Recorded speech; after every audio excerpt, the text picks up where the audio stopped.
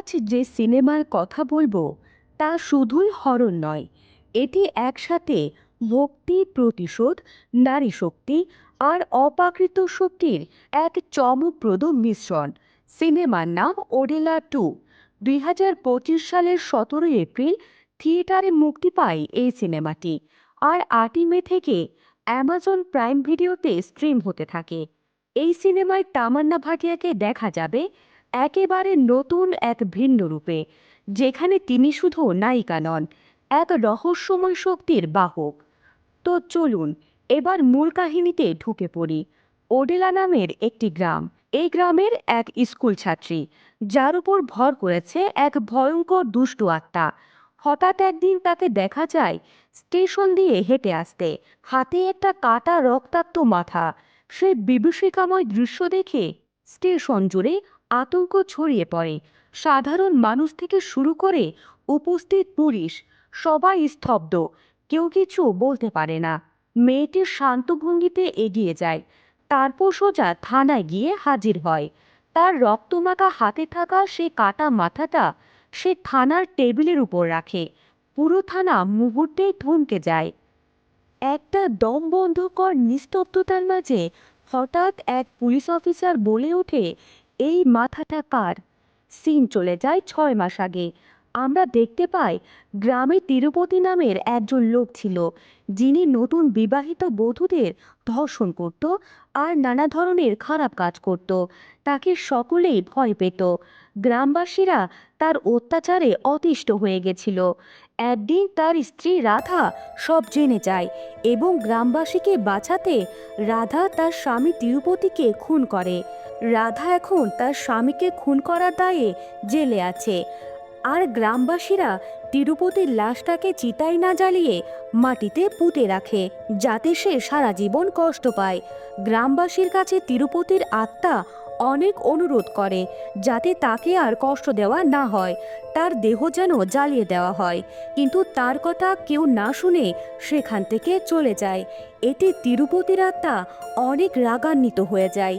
কিছুদিন পর আমরা দেখতে পাই একটি বাড়িতে বিয়ে হচ্ছে, কিন্তু তারপরও মানুষের মনে অনেক ভয় ছিল। বিয়ে সম্পূর্ণ হয়ে গেছে। এখন পুরোহিত বর আর কনেকে আশীর্বাদ করতে যাচ্ছিল।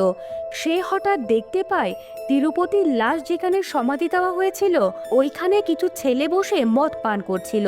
সেটা দেখে পুরোহিত সেখানে এগিয়ে যায়, আর পুরোহিতও তাদের সাথে বসে 2 প্যাক খেয়ে নেয়। ওই ছেলেগুলোর মধ্যে একজন ছেলে ছিল যার নাম সোমু। সে ভালোবাসতো সেই মেয়েকে যার আজকে বিয়ে হচ্ছিল। তখন ওই ছেলে বলে যে আমি ওই মেয়েকে রেপ করব, তাহলে সব দোষ গিয়ে পড়বে তিরুপতির আত্মার উপর। এ কথা শুনে পুরোহিত সেখান থেকে চলে যায় এবং তখন পুরোহিতের ভীষণ জোরে প্রস্রাব পায়। সে যখন সামনে প্রস্রাব করতে যায়, তখন সেখানে কিছু মেয়ে হেঁটে আসছিল। তখন পুরোহিত আরও সামনে এগিয়ে যায়, যেখানে তিরুপতির লাশ সমাধি দেওয়া হয়েছিল। সেখানে পুরোহিত প্রস্রাব করে, আর প্রস্রাব শেষ করে চলে আসার সময় সেখানে পুরোহিতের পায়ে কাঁটা ফুটে এবং পুরোহিত কাঁটা বের করে। আর তখন পুরোহিতের পা থেকে রক্ত গিয়ে পড়ে তিরুপতির সমাধিতে। সাথে সাথে তিরুপতির আত্মা পুরোহিতের ভেতর চলে যায়। এরপর সেখান থেকে সোজা পুরোহিত সেই বিয়ের বাড়িতে চলে যায় এবং বরকনেকে আশীর্বাদ করে। সে সময় পুরোহিতের নজর ছিল সেই কনের উপর, তার দেহর দিকে ভালো করে তাকিয়ে দেখছিল। তারপর পুরোহিত আশীর্বাদ করে এবং বরকনে বাসর ঘরে চলে যায়, আর কনে ছিল একদম নগ্ন। এমন সময় পুরোহিত ঘরে ঢুকে যায়। তখন পুরোহিত ওই বরকে এক থাপ্পড় মেরে ঘর থেকে বের করে দেয় এবং কনেকে সে মারে, আর মেরে ধর্ষণ করে একদম মেরে ফেলে। এরপর সেখানে সকল লোকজন চলে আসে। এরপর পুলিশ এসে পুরোহিতকে ধরে, কিন্তু পুরোহিত বলতে থাকে আমি কিছু করিনি, আমি কিছু জানি না। পুলিশ পুরোহিতকে থানায় নিয়ে গিয়ে মারধর করে। তখনও পুরোহিত বলতে থাকে আমি কিছু করিনি।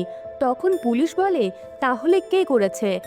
তখন পুরোহিতের গত রাতের কথা মনে পড়ে যায় এবং পুরোহিত পুলিশকে সোমুর কথা বলে। তখন পুলিশও সোমুর সাথে যারা যারা ছিল সকলকে নিয়ে এসে মারধর করে। অপরদিকে আমরা দেখতে পাই একটি বাচ্চা মেয়ের ওপর দুষ্টু আত্মা ভর করেছে। তাই ওই বাচ্চার বাবা মা তাকে পীর বাবার কাছে এনেছে, যিনি ভূতজিন দূর করে। পীর বাবা বলে একটি কালো মুরগি কেটে গ্রামের শেষ প্রান্তে রেখে আসতে হবে। পীর বাবার কথা মতো তারা গ্রামের শেষ প্রান্তে গিয়ে কালো মুরগি কেটে রেখে আসে। তারপর সেই রাস্তা দিয়ে একজন ছেলে সাইকেল নিয়ে যাওয়ার সময় দেখে ওই কালো মুরগিটিকে পাতা জড়ালো কেউ একজন এসে খাচ্ছে। তখন ওই লোকটা বুঝতে পারে যে তিরুপতির আত্মা আবার এসেছে। ওই ছেলে পীর বাবাকে গিয়ে সব বলে এবং গ্রামবাসীরা ভাবতে থাকে কয়েকদিন আগেই মাত্র এক নববধূর সাথে এমনটা ঘটে গেল। এগুলো ভাবতে ভাবতেই রেড্ডি আসে তার মেয়ের বিয়ের কার্ড নিয়ে। বিয়ের কার্ড দেখে পীর বাবা বলে গ্রামে এত কিছু ঘটে গেল, কিছুদিন পর মেয়ের বিয়ে দিলে ভালো হতো না? কিন্তু রেড্ডি বলে পুরোহিত নেশা করে এসেছিল, তাই এমন হয়েছে। তোমার যদি আমার মেয়ের বিয়েতে আসতে মন না চায় তাহলে তুমি এসো না। এইদিকে তিরুপতির সেই সাইকেলটা আমরা দেখতে পাই, যেটা কিনা সারা রাত গ্রামে ঘুরে বেড়ায়। পরের দিন সকালে দেখি তিরুপতির সমাধির কাছে তিরুপতির মা বাবা ভাই বোন এসেছে তার পছন্দের খাবার নিয়ে। তারা সেই খাবারগুলো তিরুপতির লাশের উপর রেখে চলে যাওয়ার সময় তিরুপতির ভাই সেই সাইকেলটা দেখতে পায় এবং সাইকেলটা নিয়ে চলে যায়। এবং সবাই চলে যাওয়ার পর তিরুপতির আত্মা সেসব খাবার খেয়ে নেয়। তারপর আমরা দেখি সিন চলে যায় রেড্ডির মেয়ের বিয়েতে। রেড্ডির একমাত্র মেয়ের বিয়ে বলে কথা, তাই ধুমধাম করে বিয়ে দিচ্ছিল। সেই বিয়েতে সারপাঞ্চও এসেছিল, কিন্তু বিয়ের উপহার হিসাবে সে 116 টাকা দেয়। সেখানে মেয়ের বাবা আসলে হঠাৎ করে ঝামেলা বেঁধে যায়, তাই সারপাঞ্চ সেখান থেকে চলে যায়। আর যাওয়ার সময় বলে যে আমার মেয়ের থেকেও তোর মেয়ের অবস্থা আরো ভয়াবহ হবে। এরপর সে চলে যায় এবং হঠাৎ করে তিরুপতির সমাধির সামনে গিয়ে তার হিসু পেয়ে যায়। আর সে ইচ্ছে করেই তিরুপতির সমাধির উপর হিসু করে আর বলে যে তুই বেঁচে থাকতে গ্রামের সবাই তোর ভয়ে হিসু করত, আর আজ আমি তোর উপর হিসু করছি। তুই বেঁচে থাকলে আজ রেড্ডির মেয়ের বিয়ে হতে পারতো না। এটা বলে সে চলে যাবে, এমন সময় তার পায়ে পুরোহিতের মতো কাঁটা ফুটে যায়। আর কাঁটা বের করার সময় রক্ত গিয়ে পড়ে তিরুপতির গায়ের উপর। সাথে সাথে তিরুপতির আত্মা তার ভেতর চলে যায় এবং সে ট্রাক নিয়ে সোজা বিয়ে বাড়িতে চলে আসে। সে বিয়ে বাড়িতে এসে কনেকে নির্মমভাবে ধর্ষণ করে আর হত্যা করে। পুলিশ সহ গ্রামবাসীরা সেখানে উপস্থিত হলে সেই পুরোহিত আর সারপাঞ্চকে একসাথে করে। আর সারপাঞ্চকে অনেক মারধর করার পর সে বলে আমি এসব কিছু করিনি, তিরুপতির আত্মা করেছে। কিন্তু তারা কেউ তার কথা বিশ্বাস করে না। সেখানে পীর বাবা এসে বলে সেই বাচ্চার কথা এবং বলে যে এগুলো সব করছে তিরুপতি, কিন্তু কেউ তার কথা বিশ্বাস করে না। পুলিশ বলে যে তিরুপতির সমাধির সামনে বসে পাহারা দেব, কিন্তু এসআই বলে সে একাই বসে পাহারা দেবে। পরে সবাই চলে যায়, কিন্তু পরের দিন সকালে দেখা যায় তিরুপতির আত্মা সে এসআই এর চোখ তুলে নির্মমভাবে হত্যা করেছে। এরপর একের পর এক গ্রামের লোকজনের ক্ষতি হতে থাকে। গ্রামের এই অসহায় পরিস্থিতিতে কেউ যখন কিছু করতে পারছিল না, তখন বাধ্য হয়ে ভীত ও বিপর্যস্ত গ্রামবাসীরা আশ্রয় খুঁজে নেয় রাধার কাছে, যিনি তিরুপতিকে খুন করার দায়ে বর্তমানে কারাগারে বন্দী। অনেকেই তাকে অপরাধী বলে মনে করলেও এই ভয়ঙ্কর পরিস্থিতিতে একমাত্র তিনিই যেন আশার আলো হয়ে ওঠেন। রাধা, যিনি নিজের হাতে তিরুপতির নির্মম শাসনের অবসান ঘটিয়েছিল। সে জানিয়ে দেয় এমন একজনের কথা যিনি হয়তো এই অশুভ আত্মার অভিশাপ থেকে গ্রামকে মুক্ত করে দিতে পারবে। রাধা সবাইকে জানায় তার ছোটবেলার বোন ভৈরবীর কথা, একজন রহস্যময়ী শক্তিশালী নারী, যিনি বহু বছর আগে সংসার ও পরিবার জীবনকে ছেড়ে শৈব সাধনার পথ বেছে নেন। সেই ছোট্ট ভৈরবী আজ একজন পরিপূর্ণ ত্যাগী নাগা সন্ন্যাসীতে রূপান্তরিত হয়েছে, যিনি সমগ্র ভারত জুড়ে শিবশক্তি নামে পরিচিত। তিনি জীবনের সব আকাঙ্ক্ষা ছেড়ে দিয়ে কঠিন তপস্যায় লিপ্ত। তার একমাত্র লক্ষ্য 10 কোটি বার ওম নমঃ শিবায় জপ করে স্বয়ং মহাদেবের দর্শন লাভ করা। ভৈরবীর জীবন এক গভীর আধ্যাত্মিক তপস্যার প্রতিচ্ছবি। তিনি সাধনায় এতটাই মগ্ন যে তার চারপাশের ভক্ত ও সন্ন্যাসীদের ধারণায় তাকে ঈশ্বরতুল্য মনে করা হয়। তার শরীর শ্মশানের ভস্মে আচ্ছাদিত, কণ্ঠে রুদ্রাক্ষের মালা, আর সঙ্গী এক পবিত্র রহস্যময় সাপ, যেটি সর্বদাই তার আশেপাশে ঘোরাফেরা করে। এমনকি তার চোখে যেন এক গভীর শিবতত্ত্বের দীপ্তি ঝলমল করছে। রাধার বিশ্বাস, এই পরম শক্তির অধিকারিণী ভৈরবী একমাত্র ব্যক্তি যিনি তিরুপতির দুষ্টু আত্মার কালো ছায়া থেকে গ্রামবাসীদের মুক্ত করে দিতে পারেন। আর সেই বিশ্বাসই শুরু হয় ভৈরবীকে খুঁজে বের করার অনুরোধ। আবার ফিরে আসেন নিজের জন্মভূমিতে, ওডেলাকে অশুভ থেকে রক্ষা করতে। ইন্টারভেলের ঠিক আগের মুহূর্তে দৃশ্যপটে আবির্ভূত হন ভৈরবী, এক বলিষ্ঠ আত্মবিশ্বাসী নারী, যার আগমন যেন এক নিঃশ্বাসের নতুন আশার পরশ বয়ে আনে হতাশাগ্রস্ত গ্রামবাসীদের হৃদয়ে। তার চোখে ছিল সংকল্পের দীপ্তি, আর মনের গভীরে ছিল এক রহস্য উন্মোচনের দৃঢ় ইচ্ছা। ভৈরবী ধীরে ধীরে তদন্ত করে বুঝে ফেলেন যে গ্রামের ভয়াবহ ঘটনাগুলোর পেছনে রয়েছে তিরুপতি নামের এক প্রতিহিংসাপরায়ণ আত্মার হাত। এই আত্মা একের পর এক পুরুষের উপর ভর করে চালিয়ে যাচ্ছে বিকৃত মন মানসিকতা ও পৈশাচিক এই কর্ম। এই কঠিন পরিস্থিতিতে ভৈরবীকে সাহায্য করার জন্য এগিয়ে আসেন এক প্রজ্ঞাবান স্থানীয় ফকির, যিনি মুসলিম ধর্মাবলম্বী হলেও হিন্দু শাস্ত্রের জ্ঞানেও সমানভাবে পারদর্শী।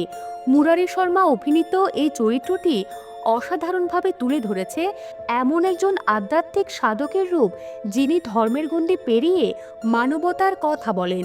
ফকিরের সহায়তায় ভৈরবী শুরু করে এক ধারাবাহিক আধ্যাত্মিক অভিযান, যার মধ্যে ছিল বিভিন্ন তন্ত্রমন্ত্র এবং ধর্মীয় রীতির সংমিশ্রণ। এই আচার অনুষ্ঠানগুলোর মাধ্যমে তারা তিরুপতির আত্মাকে দুর্বল করার চেষ্টা চালাতে থাকে। এক হৃদয় কাঁপানো দ্বন্দ্বে জড়িয়ে পড়েন অশুভ শক্তির সঙ্গে। তিরুপতির শক্তি এখন আরও বেড়ে গেছে, ভৈরবীও যেন কোনোভাবে তার শক্তির সাথে পেরে ওঠে না। আস্তে আস্তে গ্রামবাসীরা সকলেই বিপদে পড়ে যাচ্ছে, সকলেই অসুস্থ হয়ে যাচ্ছে। বুঝতে পারছে না ভৈরবী কিভাবে গ্রামবাসীদের বাঁচাবে, কারণ তার শক্তির বাইরে চলে যাচ্ছে। সে তার তন্ত্রমন্ত্র না থামিয়ে চালিয়ে যাচ্ছে। এরই মধ্যে একদিন একটি বাচ্চা অসুস্থ হয়ে পড়ে। বাচ্চার মা বাবা বাচ্চাটিকে ভৈরবীর কাছে নিয়ে আসে আর কাঁদতে কাঁদতে বলে ভৈরবী যেন তার মেয়েকে বাঁচিয়ে দেয়। হসপিটালে কোনোভাবে মেয়েটিকে নিয়ে যাওয়ার উপায় নেই, তাই একমাত্র ভৈরবী পারে এই মেয়েকে সুস্থ করতে। ভৈরবী মেয়েটাকে দেখে বলে, এখন একমাত্র একজনই বাঁচাতে পারে, সেটা হলো আমার বোন রাধা। ভৈরবী এখন রাধাকে দিয়ে তার কাজ করাতে চাচ্ছে। এরপর ভৈরবী রাধাকে তিরুপতির সমাধির কাছে পাঠায়। তিরুপতি বেঁচে থাকতে রাধাকে যেভাবে সেজে দেখতে পছন্দ করত, ঠিক সেইভাবে সেজে রাধা তিরুপতির সমাধির কাছে যায়। আর ভৈরবী রাধাকে বলে যে তুমি তো ওর বউ, তুমি জানো কিভাবে ওর মন তোমার দিকে রাখতে হবে, ঠিক সেইভাবে তুমি ওর মনোযোগকে তোমার দিকে রাখার চেষ্টা করবে। আর আমি সেই সুযোগে তন্ত্রমন্ত্র পড়ে ওর শক্তি কমিয়ে দেব, যাতে ওই বাচ্চাটাকে গ্রামের সীমারেখা পার করা যায়। রাধা ভৈরবীর কথা মতো কাজ করতে লাগলো। রাধা তিরুপতির লাশের সাথে কথা বলে, তিরুপতিকে তার দিকে আকৃষ্ট করে রাখে। অপরদিকে গ্রামের মাইকে ভৈরবী তন্ত্রমন্ত্র পড়ছে, যাতে বাচ্চাটাকে গ্রাম থেকে বের করা যায়। এমন সময় আবহাওয়া খারাপ হওয়ায় বিদ্যুৎ চলে যায় আর মাইক বন্ধ হয়ে যায়। আর তাই তিরুপতির আত্মা পর্যন্ত মন্ত্র পৌঁছায় না। আর তিরুপতি বুঝে ফেলে যে ওই বাচ্চাটাকে হসপিটাল পর্যন্ত নিয়ে যাবে, যার কারণে রাধাকে ব্যবহার করে তিরুপতির মন অন্যদিকে নিয়ে যাবার চেষ্টা করছিল। তিরুপতির আত্মা বুঝে ফেলে সব চালাকি, আর তাই রাধা তিরুপতির আত্মার সাথে চালাকি করায় তিরুপতির আত্মা ওই বাচ্চার মধ্যে ঢুকে যায় আর রাধার মাথা কেটে ফেলে। আর আমরা বুঝতে পারি যে প্রথম সিনে যে বাচ্চাটা একটি কাটা মাথা নিয়ে থানায় যায়, সেই মাথাটা আর কারো নয়, সেই মাথাটা রাধার। তার মানে রাধা যেইভাবে তিরুপতিকে খুন করেছিল, ঠিক একইভাবে তিরুপতিও রাধাকে খুন করে তিরুপতির প্রতিশোধ নিল রাধার উপর। এখন আমরা দেখি ভৈরবী তিরুপতির সমাধির কাছে গিয়ে বলছে, তুমি এমনটা করো না, গ্রামবাসীর হয়ে আমি তোমার কাছে ক্ষমা চাচ্ছি। বারবার ভৈরবী তিরুপতির আত্মাকে বোঝানোর চেষ্টা করে। অবশেষে তিরুপতির আত্মা বলে, আমি এক শর্তে গ্রামবাসীদের মুক্ত করে দেব। ভৈরবী বলে, কি শর্ত? তিরুপতির আত্মা বলে যে ভৈরবী যে তপস্যা করছে, সেই তপস্যা ভেঙে তিরুপতিকে বিয়ে করতে হবে। তিরুপতির আত্মা ভাবে যে এই শর্তে ভৈরবী রাজি হবে না, কিন্তু অনেক ভাবার পর ভৈরবী রাজি হয়ে যায়। আর তিরুপতির আত্মা বলে, তাহলে যা, নতুন বউয়ের মতো সেজে আয়। গ্রামবাসী যেন আশা হারিয়ে ফেলেছে, তাই ভৈরবী বলে, আশা হারাবে না তোমরা, এখন সব ঠিক হয়ে যাবে। এই বলে ভৈরবী যাওয়ার সময় পীর বাবাকে একটা ইশারা দেখায়, কিন্তু পীর বাবা বুঝতে পারে না যে ভৈরবী কিসের ইঙ্গিত দিল। এদিকে ভৈরবী সুন্দরভাবে সেজে প্রস্তুত। তিরুপতির আত্মা সপ্তমের দেহ ব্যবহার করে ভৈরবীর কাছে আসে ভৈরবীর দেহকে উপভোগ করতে। কিন্তু ঠিক যখনই তিরুপতির আত্মা ভৈরবীর সাথে খারাপ কিছু করতে যাবে, সে বুঝতে পারে তার সমাধির কাছে কেউ গিয়েছে। তখন সে বুঝতে পারে এটা আবার কোনো চালাকি ভৈরবীর। তখন তিরুপতির আত্মা রেগে গিয়ে ভৈরবীকে ছুঁড়ে ফেলে দেয়। সেখানে সকল গ্রামবাসীরা এসে প্রস্তুত হয়। এরপর ভৈরবীকে তিরুপতির আত্মা অনেক খারাপভাবে বেশি মারে আর রক্তাক্ত করে, কিন্তু তখনও ভৈরবী মন্ত্রপাঠ করছিল। আর পীর বাবাকে দেখা যায় মাটি খুঁড়তে খুঁড়তে তিরুপতির লাশ পেয়ে যায়। আর অপরদিকে মার খেতে খেতে রক্তাক্ত হতে হতে ভৈরবী একদম শেষ হয়ে যায়।